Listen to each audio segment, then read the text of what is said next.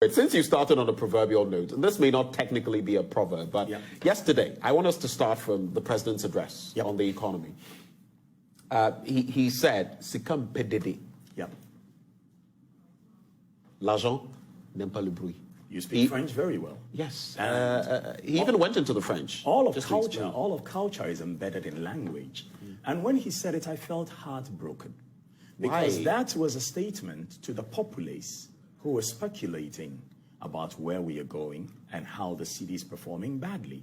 He thinks if you talk down the money, then the money will go down. No, that's not true. It isn't? No, if you talk down Joy FM will not come crumbling down so long as they have a success criteria and are working assiduously to ensure that the success criteria is in place.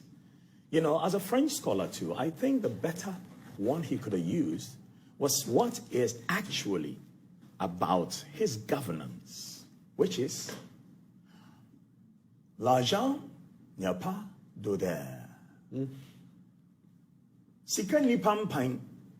Because if you look at the fact that in Kufuor's regime, in Kufuor's administration, a man who was known to be corrupt eventually was appointed by Nanado to become the head of the Public Procurement Authority, then it tells you that he has no problem with money, no matter the smell of it. L'argent n'y pas d'odeur. Sikeni pampine. Edagotemu, if you come for ho, if you nipa papa ho, and fano. And have you heard this nonsense about the president's daughter being given a contract to paint the bridges? I can list the 12 top artists in Ghana today because I have bought from at least 10 of them since I was 18 years old when I started collecting paintings. Sam Bentil is one of them. Atu Delaki is one of them. These are names I recognize. Kudo is one of them. My brother Nick Kowalski is one of them. Larry Otu is one of them. If we have a painting contract, how does it go to a member of my family because I'm the president? But have you run your checks to find out why she got the contract? You see, I'm literate. That is assuming she actually got the contract? I am a trained journalist. I'll tell you something. You see, common sense will tell you that sometimes you don't do something just because of the optics. So the optics is such that when you hear that somebody who you have appointed, like the PPA was doing, is giving contracts to themselves or somebody in their family, you will have no moral authority to challenge them. Now, Mahama built an airport, I'm told. Go and find out. And I'm not going to accuse anybody, but go and find out who is in charge of the duty-free shops over there. You're talking of Terminal 3.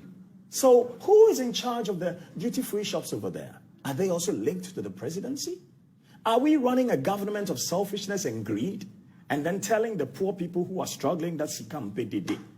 When a young man has died because of two cities, a fare had been raised from 5 cities, 50 pesos to 7 I know the incident you're referring to. Whatever pesos. Right. And he was fighting over this, and he's been killed. Look, Sika emperof. That's what we say. But dede more na mama dede abanti na monsanka se sika mpedede. As in government. Because you are giving yourselves all the contracts. Everybody is suffering. You are the one who was flying in a plane which you, with your own money, which you say you had before you became president, would never rent. And now we are suffering. Who says sika mpedede? Listening to that speech yesterday, which was a total failure, because as a professional speechwriter, as a man trained as a journalist in mass media, brands and culture practice, I can tell you, a speech must have some conviction, it must have some passion, the inflection must be brilliant, and at the end of it, it must call people to action. What was the call to action?